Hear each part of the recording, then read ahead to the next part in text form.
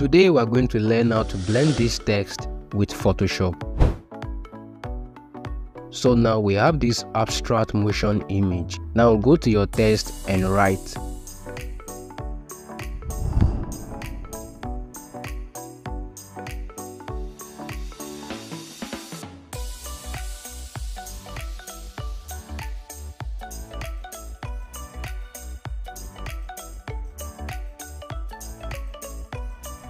Press Ctrl T to scale and adjust. Press OK once you are done. Now go to the layers option and choose the blending option and follow this process. At first, move the slider to this angle.